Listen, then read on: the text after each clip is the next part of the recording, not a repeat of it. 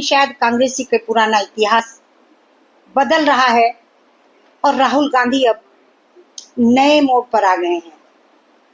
अभी चंद दिनों पहले वो अमेरिका गए और वाशिंगटन डीसी में जॉर्ज टाउन विश्वविद्यालय में छात्र और शिक्षकों से बात करते हुए अपनी जिस सोच, जिस विचार और जिस भावना का परिचय दिया,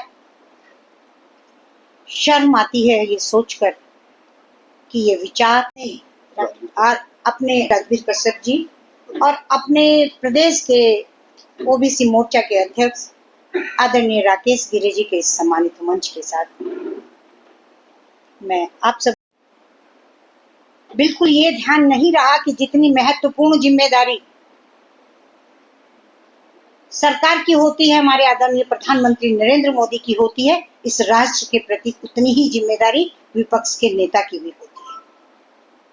उनके किसी भी बात से ये लग ही नहीं रहा था कि वो देश के संविधान उन्हें तब याद नहीं आया, अपना इतिहास पढ़ लेते अगर 6 वर्ष के लिए न्यायालय निष्कासन करता है तो 25 जून 1975 को आपातकाल लगा करके किसकी धज्जियां उड़ाई गई, कौन अपमानित हुआ, किसको मानने से मना हुआ, वो सारी किल्ली संविधान की था।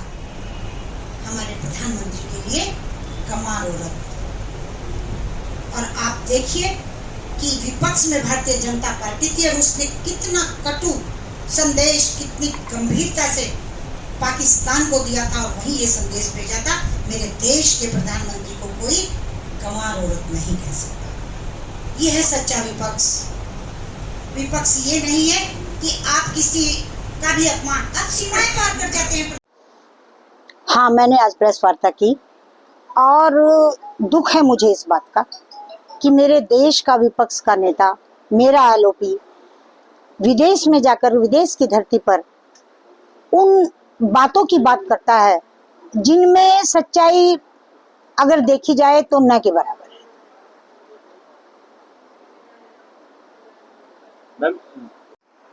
मैं इसके लिए जिम्मेदार मानती हूं कि जो है कुछ गलत लोग इस तरह के घृणित कार्यों को करते हैं, पर साथ साथ ही मैं अपने देश के मुख्यमंत्री पुष्कर धामी जी को धन्यवाद भी देती हूं कि जिस तरह से सख्ती के साथ वो पेश आते हैं, तत्काल कार्रवाइयां होती हैं, उसमें कोई भी भेदभाव नहीं किया जाता और जो व्यक्ति आरोपी है उसके ऊपर होनी भी चाहिए कार्रवाई, उसका मैं समर्थन भी करती हूँ और उन्हें धन्यवाद भी देती हूँ। मैंने मेरा वक्तव्य शायद आपने सुना नहीं है। मैंने कहा मैं एक महिला होने के नाते इसे महिला शक्ति का अपमान मानती हूँ। बीजेपी महिलाओं की सुरक्षा करती है, उनके हित में निर्णय लेती है, क्या आप चाहेंगे कि शैलजा बीजेपी ज्वाइन करें? हर व्यक्ति इस लोकतंत्र में स्वतंत्र नहीं है क्या, वो क्या बनना चाहता है, कहाँ जाना चाहता है। तो मैं ये कैसे कह सकती हूँ कि बीजेपी लेना चाहती है या नहीं लेना चाहती है।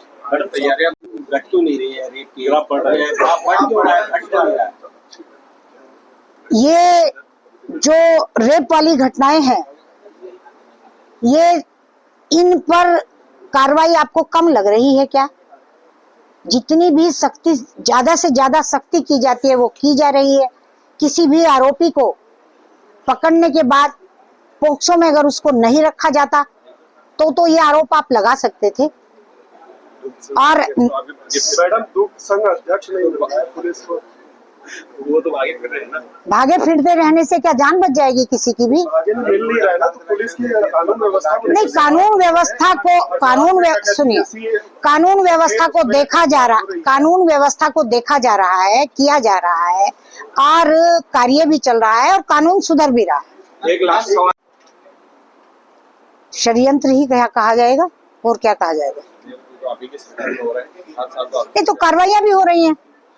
देखिए, ये तो आप भी मानते हैं कि किसी भी सरकार आए, हमारी सरकार आई, किसी और की भी सरकार आती, तो उस सरकार में एकदम से सारा प्रशासन जो है प्रत्येक व्यक्ति के ऊपर तो नहीं आ जाता। जब किसी की मानसिकता खराब है, वो मानसिकता खराब के तहत कार्य कर रहा है, अगर सरकार के द्वारा उस पर कार्रवाई नहीं की जा रही है, सरकार उसको गंभीरता से नहीं ली जा रही है, तब तो चिंता का विषय है, तब तो उसको आप बढ़ावा बोलेंगे।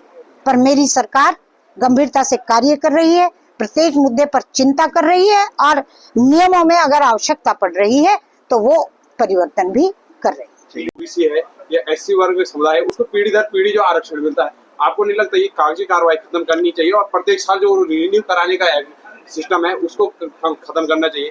क्योंकि एक साल में तो आप संविधान के अनुच्छेद 24 में आने वाले जो संविधान में ही लागू है उसके विषय पर बात कर रहे हैं और ओबीसी के लिए मैं ये बोल सकती हूँ पूरी जिम्मेदारी के साथ कि ओबीसी आरक्षण में क्रीमी लेयर लागू होती है।